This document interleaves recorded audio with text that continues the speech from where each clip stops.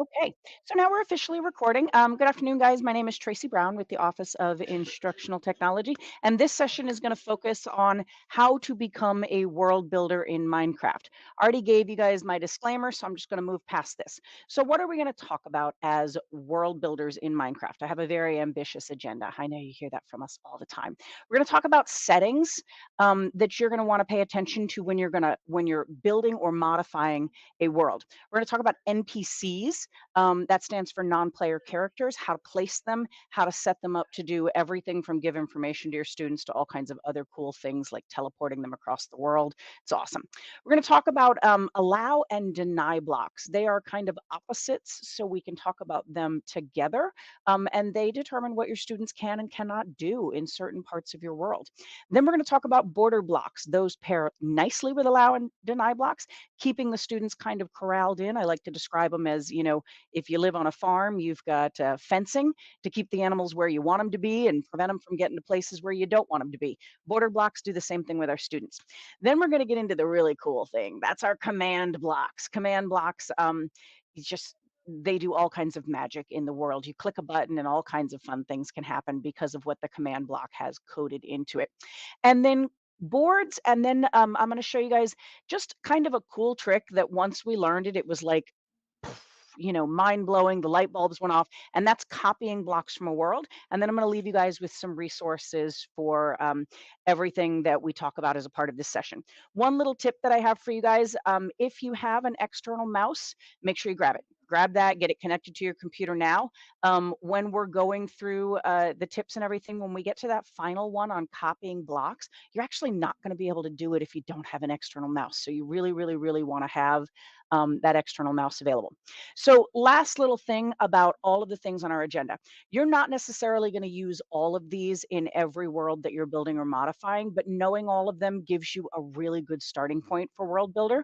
But of course, there is also so much more that you could do beyond this. So, this is really meant to be an introduction and kind of a general, if you know this, you've got some pretty powerful tools, but you'll also learn so much more out there from other people who know how to build worlds and so on. And then last thing, some of the worlds that you get from the library in Minecraft, you actually cannot turn on the world builder, which means you cannot modify them at all.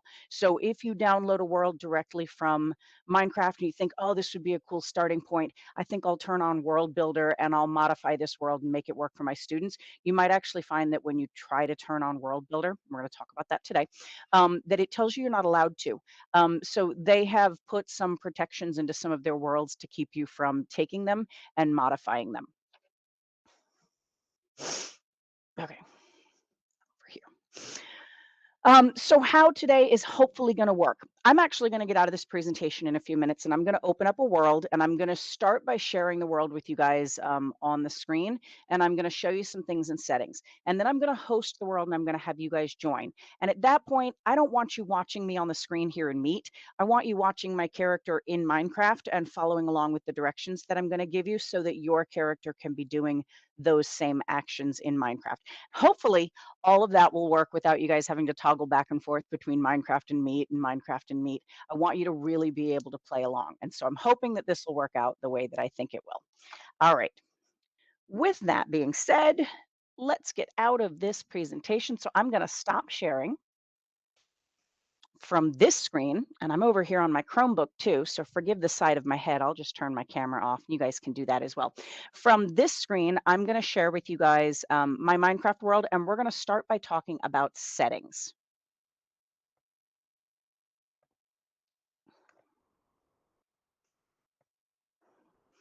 Corlin, give me a thumbs up. Can you guys see it's coming up, hopefully. Okay, it's coming. Yeah, good, good. Okay, so to get into your settings in a Minecraft world, you're always going to use the escape key. And the escape key on your keyboard brings up what's called the pause menu. And then your settings are on this main pause menu here, the second button underneath of how to play.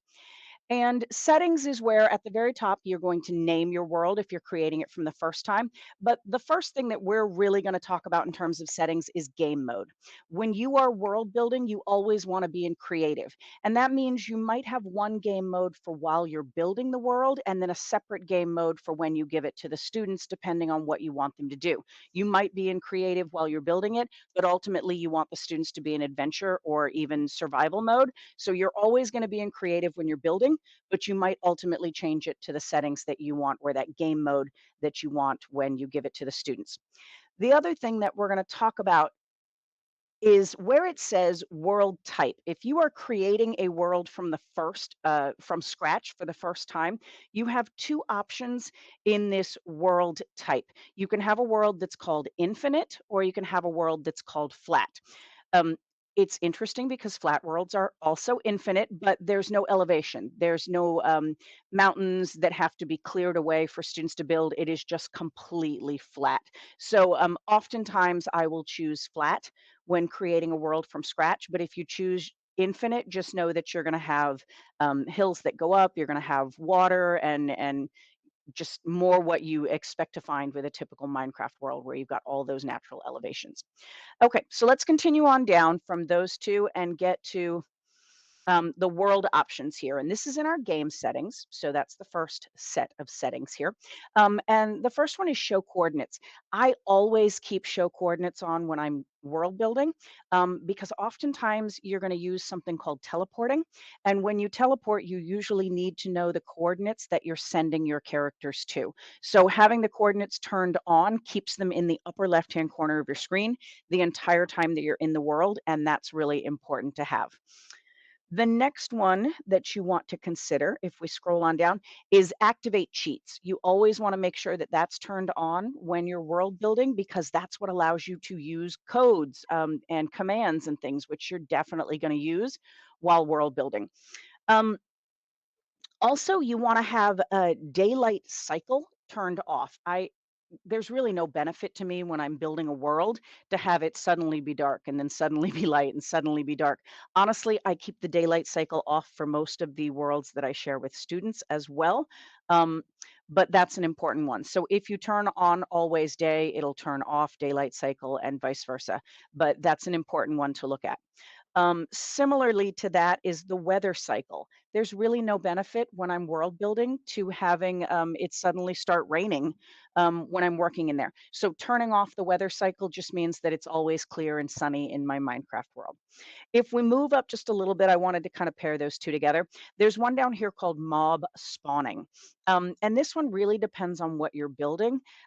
Mob spawning means that mobs can randomly spawn in the world. So you'll have cows and pigs just wandering around in your world. And sometimes they're just in my way when I'm trying to build. So sometimes I'll turn off mob spawning, even if I'm going to turn it on before I give the world to the students, just so I don't have to try and push a pig out of my way in order to place my block where I want to. And then the last one on this screen is command blocks enabled. We're going to talk about command blocks today, so I absolutely need to have command blocks enabled when I'm world building. We're going to click on Classroom and take a look at the other set of settings. Know that classroom commands override game commands.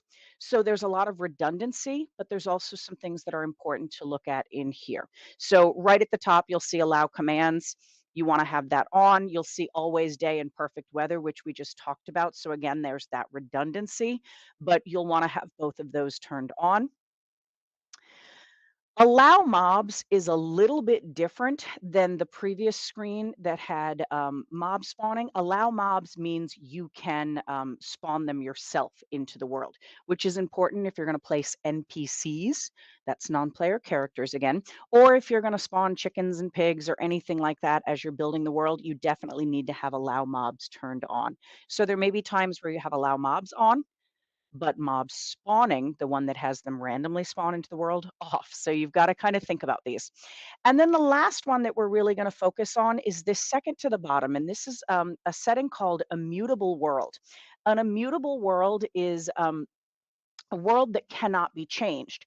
And you'll notice mine is turned on. And you might be thinking, wow, Tracy, that's weird. You just said we're going to build a world or modify it, but then you told us you have a setting that says we're not allowed to. And that's where this concept of world builder, and we're going to get into that in just a second here. World builders can do anything in a world, even if it's set to immutable. So we're going to enter into a world and we're going to become world builders. Students cannot turn on World Builder when they are working in one of your worlds. So they won't be able to use that particular command. So by having the world set to immutable, you're preventing students from breaking your world, but you can use the World Builder command to allow you to modify it. And we're going to talk a little bit more about immutable world as we get further in. So that's all I want to say about that now so that I can get you guys into my world. So at this point, I want you guys to, I'm going to stop sharing my screen here. I want you guys to go away from Google Meet and I want you to get into Minecraft if you don't already have that up. So I'm going to stop presenting.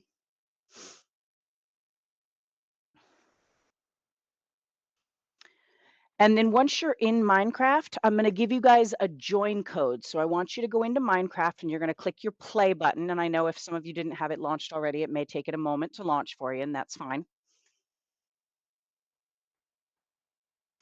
Once you've clicked on play, you're going to click on the button at the bottom of your screen to join a world. And I'm going to put my join code in the chat for you so that you guys can get that as you are ready.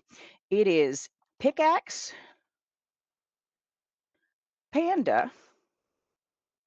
I always forget which one's Steve and which one's Alex. I think that's Steve. There we go. Steve and Rail. Okay.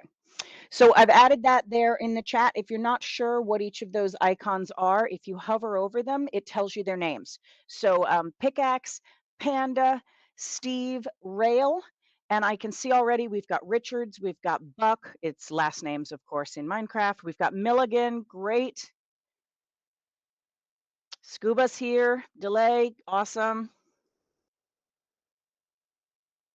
All right. And if you're having any trouble, you can always type in the chat. Coralina will try and help you get in here. Again, I know it for some of you, it just takes a few minutes to get Minecraft launched and then get to that page. So last time it's play, and then you're going to click join at the bottom center of your screen, and then you're going to enter that 4-character or icon code that I put into the chat there. I'm going to get out of this screen and get out of our pig pile of people standing here. All right. So a couple of things about this world. I did sort of like a visual agenda of what we're going to talk about in this world. So item number 1 on our agenda was settings. Good job. We've covered that. If I move over some from settings, you'll see we've got 2, 3, 4, 5, 6, 7, 8 are all those additional things that I said we were going to talk about. Next up on the list is NPCs. Now, let's talk about World Builder before we get into NPC. If you guys, if you're in the world with me, I want you to try and left click on the ground in front of you. Just try and break the ground. Try to do it. Try to place a block if you want to open up your inventory and try to pull something out of your inventory. So remember a moment ago, I said this is an immutable world. So right now, nobody can make any changes in this world. The world is set to unchangeable. If you turn on World Builder, however, you have the power to do anything that you want in this world. And the way that you turn on World Builder is you type /WB for World Builder. People always ask, well, where do I type that? You literally just type it. You don't have to click into any box. You're just going to type /WB. And you can see scrolling down the left-hand side of your screen, it tells us who's got World Builder turned on. So /WB. Now you can break the ground in front of you. Just don't break my numbers in my visual agenda over there, but feel free to break the ground in front of you. Feel free to place a block on the ground in front of you. So once you turn on World Builder, you can do anything in a world. So you actually have to be really, really careful with World Builder because you can make changes all over the world. Sometimes you'll accidentally make changes that you don't want to make. I want you to think of World Builder as being like a toggle switch. If you type /WB, you turn on World Builder. If you type /WB again, you're turning it off. So whichever status it was before you type /WB, you're going to turn it on or off. And that's actually really important because when you're building worlds, you will find that you are constantly turning it on to make a change, then you turn it off to test it, and then you turn it on to make another change, and then you turn it off to test it. So you will constantly be doing /WB/WB/WB. All right. Let's get in and talk about those NPCs. So what I want everybody to do is find a build space, and your build spaces are those tiny little holes in the ground. I just made little squares in the ground. So move to the left, move to the right, go find a build space, just a tiny little, I think they're like 6x6 squares. Go stand in a build space. Everybody just run over there and find one. If there's somebody standing in the space you want, just move to the next one. Okay, good. Everybody's got themselves a little build space. So let's talk about NPCs. I've already said it a couple times. NPC stands for non-player character. They are humanoids in your world that can give students information. They can not only tell students where to go and what to do first, what to do next, and so on, but you can actually program them with commands that can do things like penalize your students for guessing and getting a question wrong.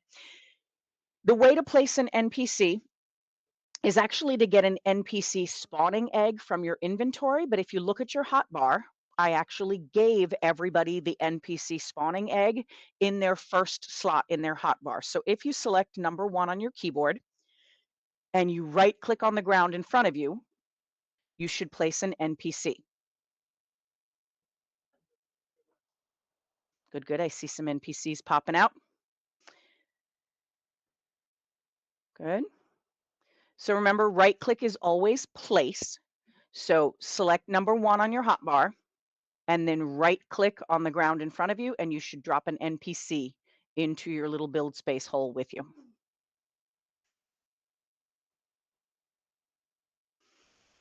I really only see one NPC. Okay. Yeah, Buck's placed an NPC. She doesn't have, I deliberately did that. I thought if I put them in my hotbar, they might be there for everybody. If you open your inventory, which is done by clicking on E for inventory, of course, that's obvious. E is an elephant. And then up in the search box at the top, if you type in NPC, it'll give you a bright colored little egg. It looks like it's green in the background with all these colored speckles on it. You want to drag that down to hotbar slot number 1. Then select on number 1. And right click on the ground in front of you. I see some more NPCs around here. Good job. Awesome, awesome, awesome, awesome, awesome. Okay. I'm going to come over here and I'm just going to drop an NPC on the ground in front of me. So let's talk about what you can change with an NPC. So now that you've dropped an NPC in front of you, I want you to right click on your NPC.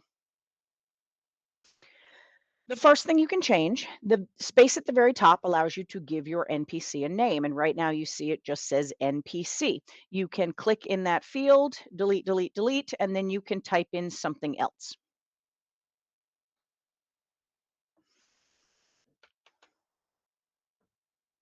The next option that you have for your NPC is the button right underneath of the field to put the name, where you can edit the dialogue. This is what you want the NPCs to say to the students in your world. So when you click on edit dialogue, you'll see your NPC over on the left-hand side with like a giant word bubble coming off of their mouth. And you can type in, you know, welcome to our world. First step, I want you to go here. Second step, you're going to go there. Whatever directions your NPC is designed to give your students, this is where you would put that. So to make it quick, I'm just going to type welcome to our world in my NPC, and then I'm going to click the X in the upper right hand corner. You don't need to, there's no save button. It saves automatically. Tracey, can you repeat how to get there? Type in something for your NPC's dialogue there. Tracey, can you repeat how to get to that spot?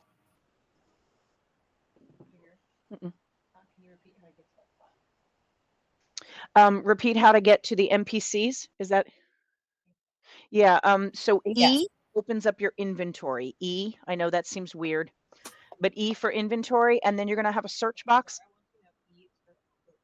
No, I found the NPCs. Then don't call it an inventory. E for equipment, sure. E for inventory, and then you'll have a search box at the top. Just type in NPC. That will eliminate everything except the little egg to spawn an NPC. You want to put that in your hotbar slot number 1, and then you can close your inventory and then right click to place an NPC. All right, so let's move on to modifying our NPC. Underneath of the edit dialog button, you'll see you have appearance and there's all kinds of looks to your NPC. So we're starting with an option to make our NPC a young lady. Our next screen is to make our NPC a young man. And then we get into some other things, like do we want somebody that sort of looks like a scientist? The next screen has some more sort of sciencey looking, and then we get a guy in a hazmat suit, followed by a robot. So you can change the appearance of your NPC to find something that kind of fits your world if possible, or just find somebody who doesn't stand out too much. We've got some construction worker looking guys here. We've even got a beekeeper. There's a like what looks like a robot with a bee's head. There's all kinds of neat stuff in there. So I'll give you a minute to scroll through the appearance and choose an NPC you think is cool. My chat is frozen. Your chat is frozen. Oh dear. You might want to check, and you may have to do a screen share just to show how to pull down the egg. That means I got to get out of my NPC. Just go to the top. You should find it.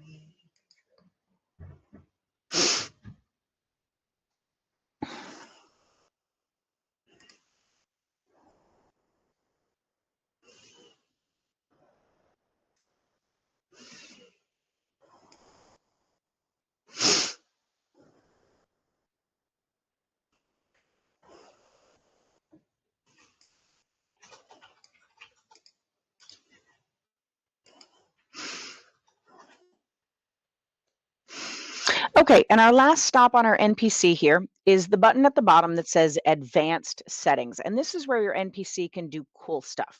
So when you click on Advanced Settings, it's going to change the screen for your NPC window here.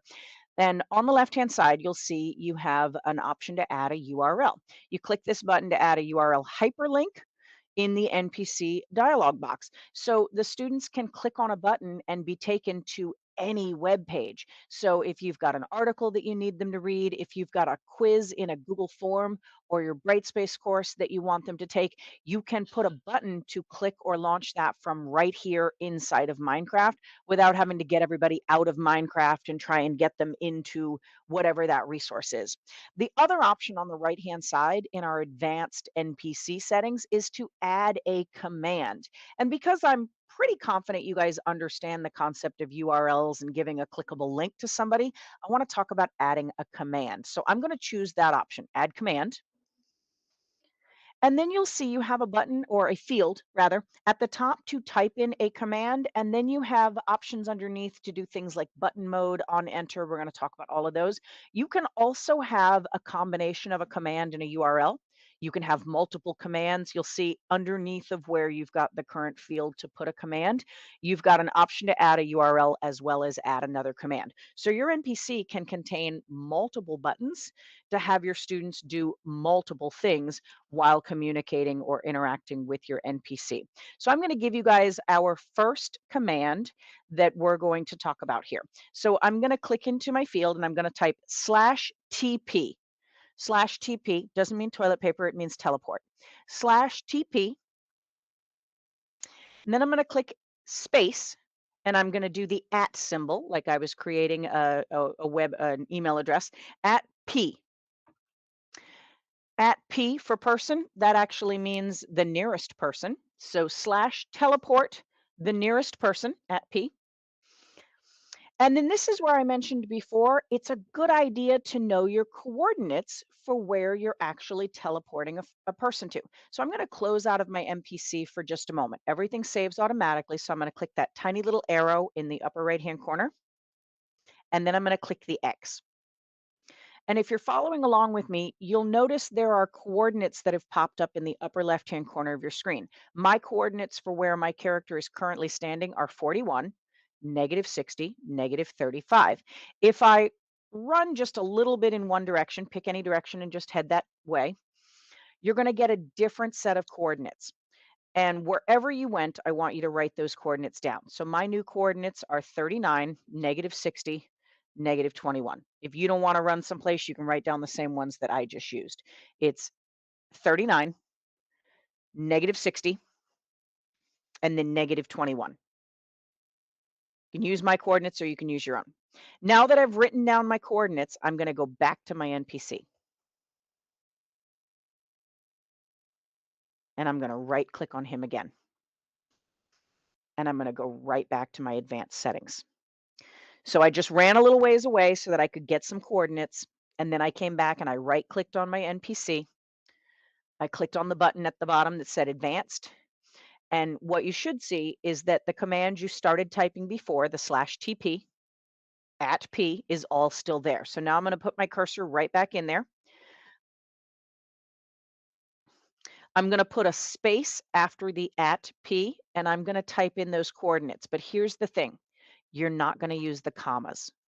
So I'm going to type 39 space negative 60 space negative 21. I'm going to say that one more time. You're going to type out your coordinates, but you're not going to use the commas that were displayed like they were up on the screen. You're going to use spaces instead.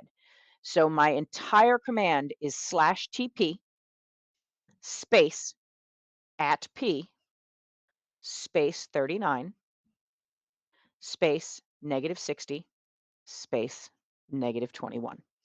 And again, yours might be the same, or you might have captured your own coordinates. Now we have to decide how the students are actually going to launch or trigger that command. And that's where we look at those toggle switches underneath. So what I'm going to do is I'm going to turn on the switch next to button mode. And then I'm going to type something that pops up in the field underneath of that. And what I'm going to type is the words teleport me, because that's what the command is going to do. It's going to teleport us someplace. All right, and now I'm ready to close out of my NPC. So I'm going to click the little arrow in the upper right, and then I'm going to click the X. Everything saves, everything's good. Now, if I want to test my NPC, I have to turn off World Builder, because right now, if I right click on my NPC, I just look at the option to change his name, the option to change the appearance and add new dialogue and so on. And I don't want to do any of that. So I'm going to turn off World Builder, so /WB. Now, when I right click on my NPC, I should see it the way my students will. My NPC says, welcome to our world. And underneath there's a button that says teleport me. And when I click on it, I fly to wherever it was on that other side of the world. There's a bunch of us that teleported to that spot. I fly to that spot that I told it to teleport me to. So I'll give you guys just a minute to try that. And while you guys are trying it out, if you were a little bit behind, let me know if there's any questions about NPCs. Corlina, anything in the chat about NPCs? Can you have it teleport an animal? Ooh, gosh, I've never done that. You can. I think Maybe with a command block, would that be an NPC or would it be a command block? I know you can do it with the chat because you can get rid of the animal. Yeah, so you can use some of these same commands the same way we're typing /WB in what's known as the chat area. You can use a lot of these same commands in the chat, and that might be a more appropriate place to put an option to teleport an animal. I've never tried that with an NPC. Who asked the question? Jeremy. Jeremy, we'll look that up. We'll find out for you. Teleport an animal. Fun. Yeah, I think the problem is I think it would be at nearest, if you could do at nearest animal. At nearest, yeah. There's multiple animals. Would There's have like to, a lot of frogs. yeah, it would have to be something like that. Okay. All right. One last time. Any other questions about NPCs? How's our time check? How are we doing? Okay. It's a very ambitious agenda. There's no way we're going to get through it. Let's talk about allow and deny blocks. That's items number 3 and 4 on our agenda here. Allow and deny blocks, as their names imply, they give you permission to do things. When you use an allow block, you are allowed to build. When you use a deny block, you are not allowed to build or break. I'll tell you guys, in my opinion, allow blocks are probably more common than deny blocks, because a lot of times you're going to make a world like this one where the entire world is immutable. And you're only going to want to allow students to break or build specifically where you want them to. And that means you're placing allow blocks in that exact area. Deny blocks do the opposite. If my students have permission to edit the entire world, I can place deny blocks in a certain location. Like maybe I don't want them to delete my NPC that welcomed them to the world and explained what they are supposed to do in the world. So I would put a deny block underneath of my NPC, but they are allowed to modify the rest of the world. So again, I think allow blocks are probably more common than deny blocks because of the way that we tend to use this in classes with students, but certainly doesn't mean you won't use deny blocks. So I want to give you guys a minute to get the allow and deny blocks from your inventory. So what you're going to do is you're going to tap E again. Zara says that's for equipment. I don't know, they've always called it an inventory. And you're going to click at the top and you're going to type in the word allow. And you should have only one block that comes up and it's an allow block. And underneath it says it's construction. Then you're going to delete the word, you're going to drag that down to your hotbar, put it in slot number 2. Then you're going to open your inventory or not open it again. It should still be up. You're going to type in deny at the top and you're going to see a gray block that looks a lot like the allow block, except allow is brown, deny is gray. And you're going to drag that one down to hotbar slot number 3. And then you can close out of the inventory by clicking the X in the upper right-hand corner. Now, if the last thing you did was turning your world builder off, you're going to need to turn that back on.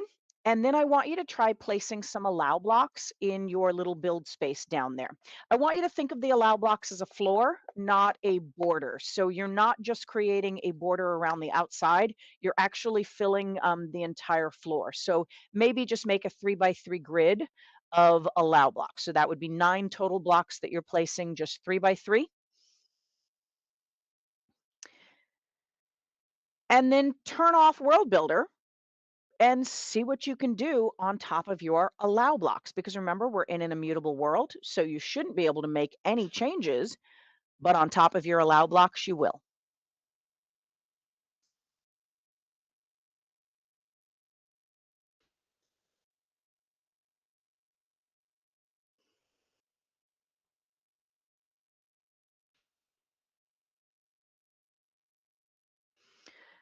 So place a couple of allow blocks, turn off World Builder, and try building on top of it.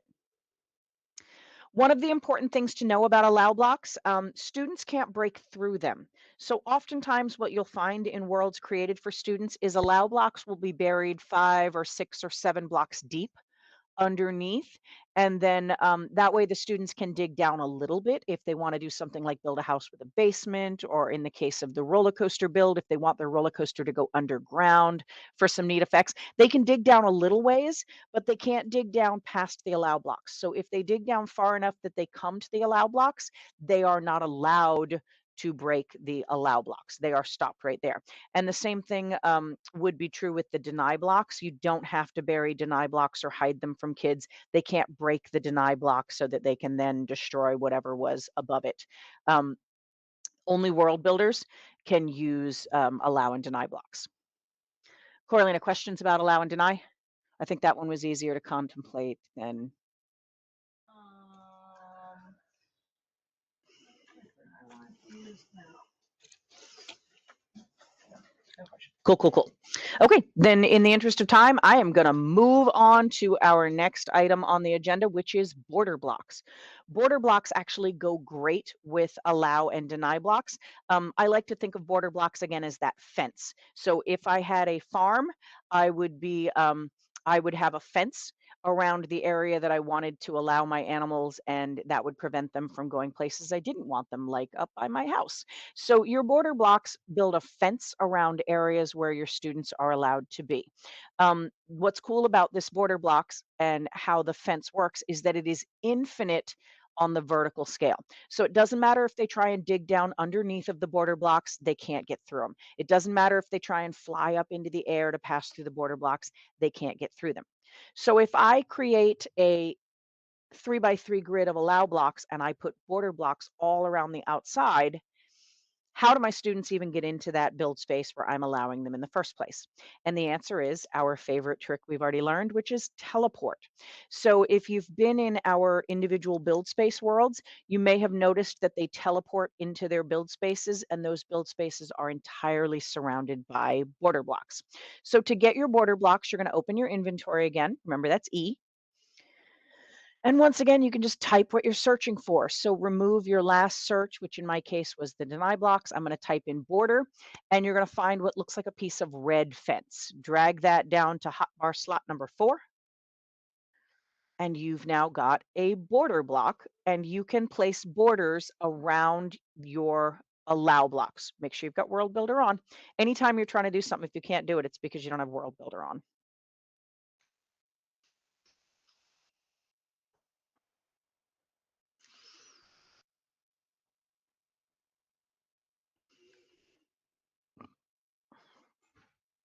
Buck's doing a great job. I see border blocks coming all around. Just like the allow and deny blocks, students can't break the border blocks, so they can see them. Oftentimes, the border blocks are not hidden the way allow and deny blocks are sometimes hidden. They're just right out in the open so that they can see that fencing, but they cannot break them and they cannot pass through them. One of the things that we really love about border blocks is world builders can pass through them. So go ahead while you're world building, try to pass through your border blocks.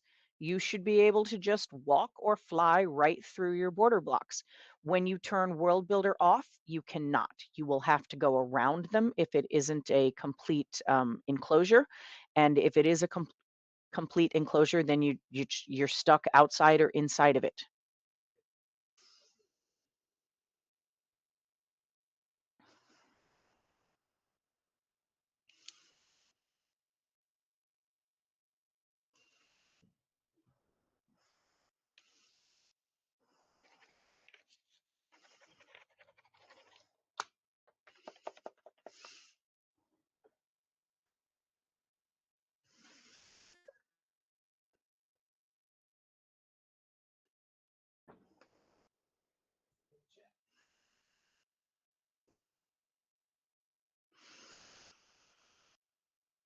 All right, I'm going to give you guys one more minute.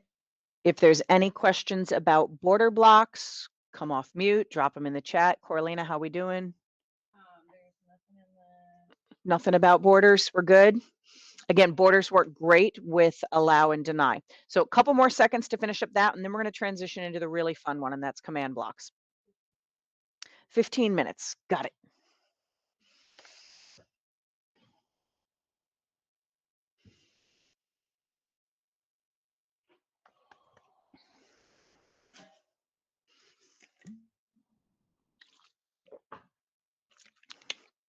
All right, my friends, let's talk about command blocks. Command blocks, in some ways, they can be similar to what you can do with NPCs. You can put commands in them. The nice thing is these commands can be triggered with a button. So they're great for things like escape rooms. They're great for things like quizzes in Minecraft, because when the students click on the button, it triggers whatever command was placed in that block, and then the student is subject to that command. So it might open up a doorway, it might teleport them, it might give them a particular resource that they need in order to continue on in the world. Command blocks are the only thing we're going to talk about today that actually aren't in your inventory. So if you open up your inventory and you type in the word command, you don't find anything. So what's funny about command blocks is you have to use a command to give yourself a command block. Ha ha ha, a command to give yourself a command block. So the command is /give, and I'm going to have Coralina put this in the chat as I say it. /give. You can't, she's still frozen out of the chat. I'm going to put it in the chat. /give at S. S is you. S is me, myself. At S. So /give at S. And then it's command underscore block. So I've just put that in the chat for you guys. /give at S command underscore block. That's all right. It's not your fault. You're frozen out of the chat. What you should see is a command block will land in your hotbar in the next available slot. So for most of us, that'll probably be slot number 5. It's orange with what these kind of pentagon looking shapes on it. So again, check the chat in Meet if you need to, but it's /give at s, me, myself, command underscore block. And that is the only way to get a command block. The cool thing is only world builders can use commands at all. So only world builders can give themselves a command block. Now you're going to need 2 other things to go along with your command block. And these things you will actually find in the inventory. So before we talk any more about command blocks, I want you to go get 2 more things out of your inventory. The next thing is, so again, E for inventory. I want you to type in the word redstone, and that is all one word, redstone. And you're going to find an item called a redstone lamp. It's kind of brown on brown. So open your inventory, clear out whatever you last searched for, and type in the word redstone, all one word. And then I want you to grab the redstone lamp and drag that down to your hotbar. The last item that you're going to need from your inventory, we're going to use a button as our example. So clear out your word redstone and type in the word button. And there's like, I don't know, 12, 15 buttons to choose from. Pick any one. Really doesn't matter. Pick a button. Any button. Drag it down to your hotbar and put it in your next available slot. And then you can close out of your inventory. So along with our command block, we need something called a redstone lamp. And then we need a button of some kind. Redstone lamp and a button.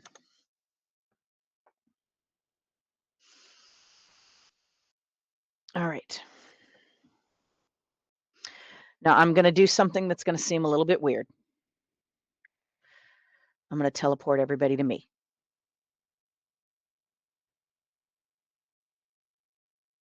Okay.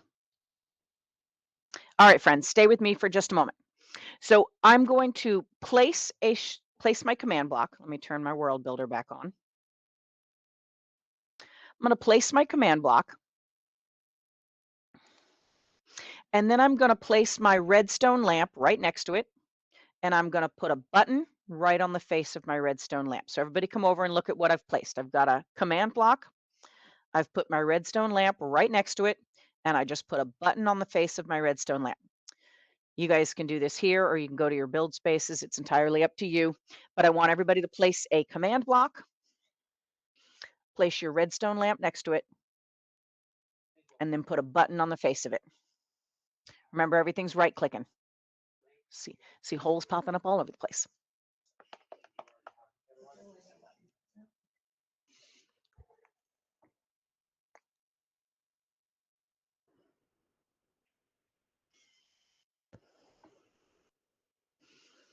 Good, good, good. Okay. See lots of people.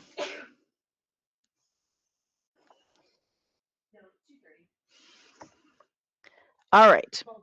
Now what we're going to do is we're going to right click on our command block, and it should open a box similar to what you saw with your NPC. You're going to right click on your command block, and you're going to get another little window similar to what you saw with your NPC. Lots of little fields, buttons that we can change, and so on.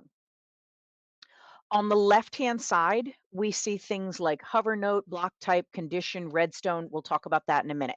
On the right-hand side, you've got your command input, and that again is where you're going to put the command. And the nice thing about this is they don't have to click on an NPC in order to trigger it.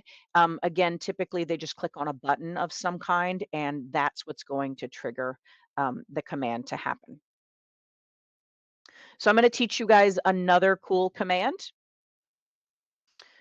In this block, we're going to put in the command /give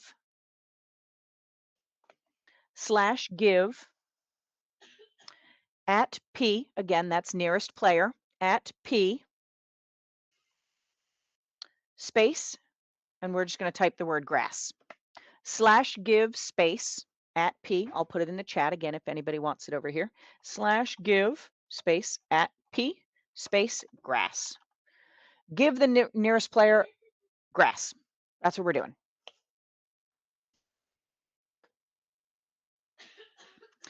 Now let's turn our attention to the left-hand side of our command block. Starting with block type, you have three options there. The default is impulse, but then there's something called a chain and something called repeat. Chain is if you're going to have lots of command blocks sitting next to each other. You could have multiple commands that all get triggered by one push of a button. Repeat means you want it to happen over and over and over again, like I want it to keep giving me blocks of grass over and over. We're going to keep this one set on impulse. We're not going to talk much about conditions today. Conditions really only work with chains. If you have chains, then you can have it conditional on something that's happened before, and then the next block gets triggered. So our last option on the left-hand side that we're going to talk about is the one at the bottom that says redstone, and then it says needs redstone. We have that turned on right now, and we've placed a redstone block. And that's important because the opposite or the only other option is always active, which means it would just continue to give you blocks of grass over and over and over and over and over and over. And we don't want it to do that. We want it to be triggered on the impulse, meaning the click of a button. And then we want it to require redstone because we don't want it active all the time. So I've got my command on the right-hand side. I've got my settings for impulse and need redstone. Those were honestly the default. On the left-hand side, you can go ahead and close out of your structure block. And now if you right-click on the button, a block of grass should appear in your inventory.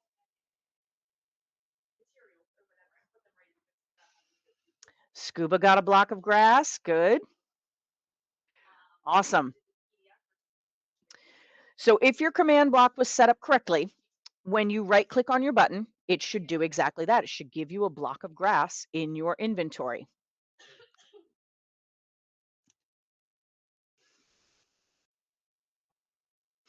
A lot of the ways that we use command blocks, again, with those quizzes, we'll have it so that there's multiple questions. The buttons represent the different answers for the questions. And if you click the wrong button, maybe you're teleported someplace that you don't want to be. You have to work your way back. And if you click the right button, maybe you're teleported to the next question so that you can answer that. That, again, works great for those escape rooms. So there's two last things that I want to say about command blocks before we move on. First off, if you are familiar with Minecraft, if you play a lot, if you use it a lot, yes, they can be used with plates and levers. We just did a button for simplicity's sake, but you can use them with plates and levers as your trigger if you prefer. And then the other thing is, it is tricky to place a block on top of your command block, only because in order to place a block, you have to right click. And when you right click on a command block as a world builder, it opens up the editing option for the command block. So typically what you have to do if you want to place a block on top of your command block is you have to build what I like to think of as a scaffolding. I have to build something next to it, and then I attach the block instead of to the top of my command block, I attach the block to the side of the block next to my command block. So it is possible to place blocks on top of command blocks. It just involves kind of building a little structure next to it and then putting the block attached to the side of the block next to it, not directly on top of the command block. I hope that makes sense to you guys. But you'll notice if you try to right click on the command block to place a block, you just keep opening up the option to edit the command block. So the next world builder tool that we're going to discuss, let's come running over here to our visual agenda that we have here. We're going to talk about boards. So boards are great at providing information for students in a world. And we already talked about NPCs as being great for that. So let's start off with how boards are different than NPCs. First off, for students that are not familiar with Minecraft, they've never played before, when they enter into a world for the first time, it may not be completely obvious to them that they need to click on an NPC to receive information. Students who have played Minecraft know this. You interact with NPCs in the world all the time. So the nice thing about a board is the written information is literally just right there in your face without you having to click on anything. The other difference between boards and NPCs is that boards are truly, truly, truly just for text. There is no option to add the hyperlinks that an NPC could contain or the commands that an NPC can contain. So if you are just giving your students information and you don't necessarily want or need them to click on something like an NPC to receive that information, boards are great. The final thing that is different about boards is that boards can be used by both teachers and students in the world. And we'll talk a little bit more about that as we get into it.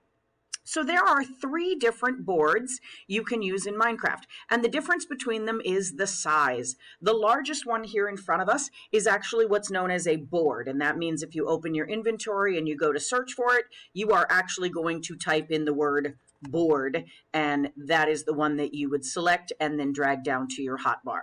And that board is 2 blocks tall and 3 blocks wide. And so I like to think of this one as holding about a paragraph or 2 of text. So if you need to give a lot of information to your students, you would give them a board, this largest one here.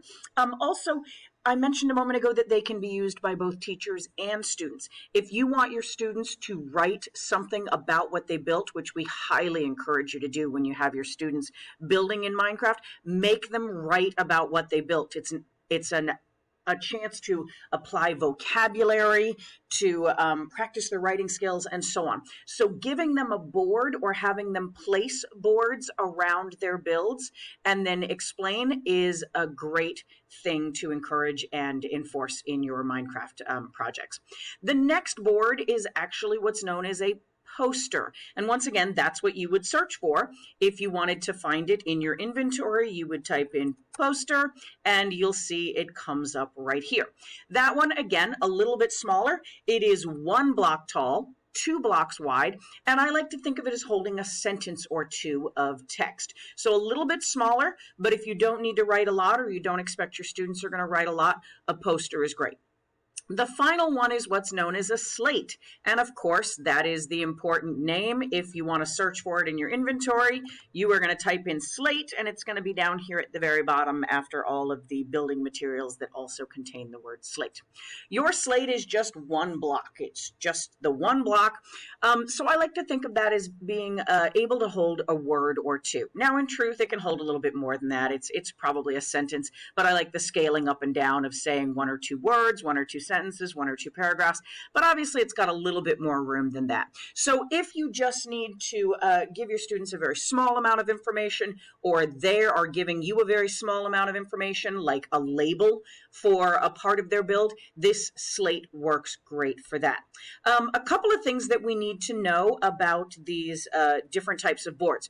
When the students or you want to write on a board, you're going to right-click on it, and that's going to open up the board for editing here. At the very bottom of our space to actually type in text, you'll notice we have a toggle here that says it's locked. By default, boards will be locked, and what that means is that nobody can change what's on the board. Of course, world builders can, but if students try to change the text that you have put on a board, they are not able to. So if you are putting down a board with the intention that your students are going to write on it, maybe you just have a writing prompt at the top. Explain your build. You want to make sure that you slide the toggle to unlocked so that when the students right-click on it, they can in fact put their cursor in here, enter down, and start typing to explain their build. So if you're placing boards for your students, you want to make sure that they are unlocked if you want the students to be able to edit them. If you are not intending for the students to edit it, you would just leave it unlocked. Again, that is the default, is that boards are locked, and you just leave it on that default and the students will not be able to edit it. The final important word on boards: students can find them in their inventory and they can place them, but they cannot break them. Isn't that weird? They can place them, they cannot break them. So if a student places a board and goes, well, shoot, that's not where I wanted that to be, you will actually have to go over and break the board for them. So just let them know. that is a fact in Minecraft, and that they should be mindful of it, and that if they place a board and they decide they don't want it there, they just need to let the teacher know, and you will come break that board for them. Moving on to our final agenda item, item number 8 on the agenda. This is a cool trick that we have learned. I like to think of it as copying or sampling a block from your world. So let's kind of set up a little scenario for why this would be important so that you will understand how cool and important this trick is. If you get a world from someone else, maybe you've downloaded a world from Minecraft, maybe you've taken a world that we built for you, or a world that a colleague built for you. When you get that world, you might decide you want to modify it. You might decide you're going to apply some of the cool things you learned today in this world builder session, and you'll want to modify the world. If you need to uncover something like a command block to change the command, that often involves breaking the ground in front of you just a little bit so that you can uncover that command block, right-click on it, and then change the command to whatever you wanted it to be. The problem becomes, now that you've broken the ground, trying to figure out what it was actually made of can be tricky. So what I've placed here is what I like to call a mystery block.